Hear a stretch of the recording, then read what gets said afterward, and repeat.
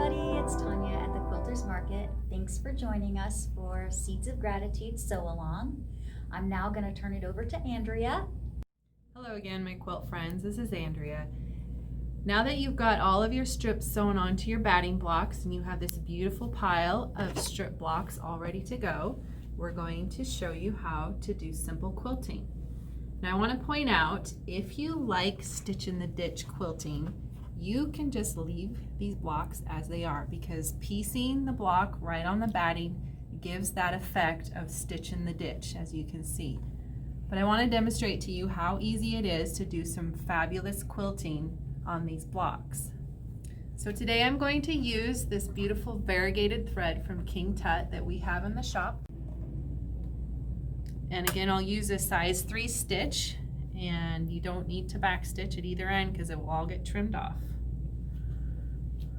You want to start in the middle and work your way out to the edges. And if you have quilting gloves, these can be handy just to help hold the fabric secure. When you use them, you want to be careful you don't yank on it really hard and really stretch the fabric, but just kind of keep a steady pressure so there's nothing that's gonna wrinkle up or buckle anywhere, and you'll have a nice flat fabric for your quilting.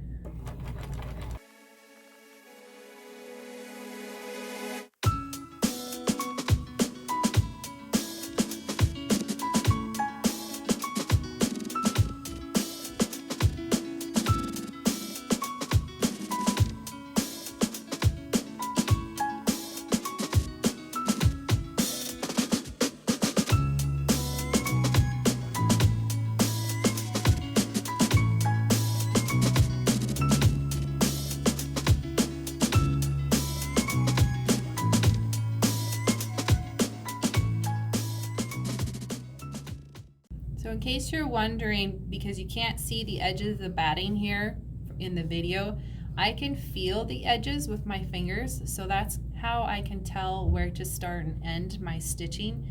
And you can go off the edges a little bit or a lot of it, it doesn't really matter, because again, it will all get trimmed off. And then you will have seen how I wasn't trimming the threads after each line of stitching I'm doing. I'm just turning the fabric and kind of giving a little tug just to give a little slack in the thread. That's just my way of speeding things up. One of the beauties of this quilt as you go method is that you can knock a quilt out very quickly.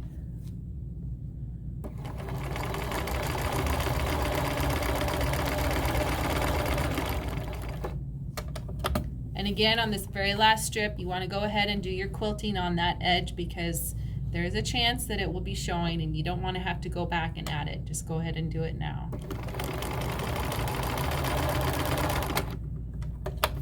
Now I will trim my threads to go and do the other side. So you can see here I've done straight stitch quilting from the middle out to this corner. Now I'm going to work my way out to this corner.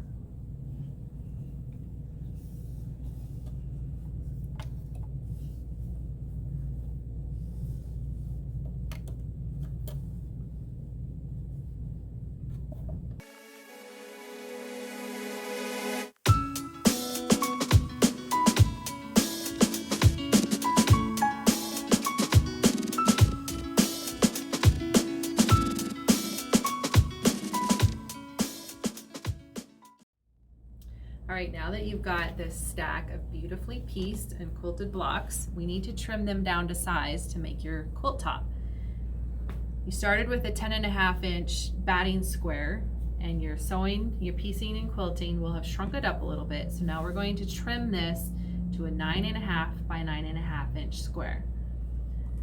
In the Quilt As You Go Made Modern book, the author has you turn the block over and trim off the fabric around the edges of the block, and then turn it back over and use a square ruler and eyeball it to get it centered and trimmed to the 9.5 inch size.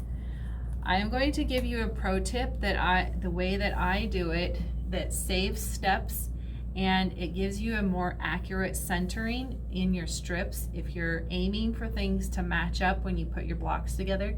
Now, if you want more of an abstract feel to your quilt, you don't have to worry about things being centered. You can go ahead and cut how you want and have it be more abstract, and that's perfectly fine. It's what you desire for your finished quilt.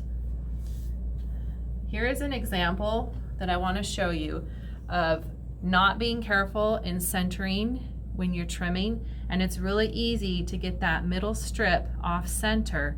And then if you're wanting your lines to match up when you put your blocks together, it's not going to work so well. And again, if that's the look you want, then that's perfectly fine. But if you're wanting it to be more matched up, then I would suggest using this method. It's easier to get it more exactly centered. So the first thing I do is I use a square ruler, and I use the diagonal line that the square ruler has in there, and I put that diagonal line on the center strip, and I feel where the edges of the batting are and just kind of pull the square edges back so that I will be cutting off a little bit of the batting on both of these sides. Now the part that's tricky is to get this diagonal line centered in that square exactly. So my little trick is to use another long ruler, find one of the inch marks, and lay that right over that diagonal line on your square ruler. And then you can see through there, your inch marks are more clear, and then you can move the whole unit to center that square. It should be approximately, well, it should be pretty close to a 2-inch square.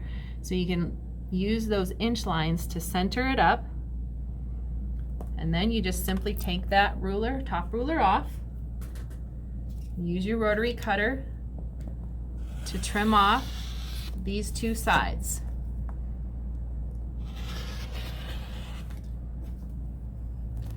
Now you've got your start, and your center square is coming directly off in that diagonal corner.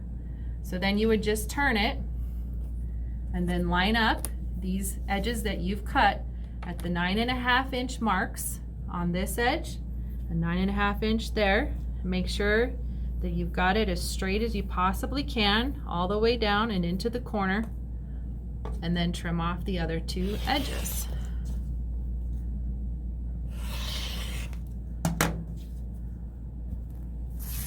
Now you have a perfectly square, centered, pieced, and quilted block ready to go. You just do that for your pile of finished blocks. Thank you so much for joining us today. We look forward to sewing with you next time. Have a great day.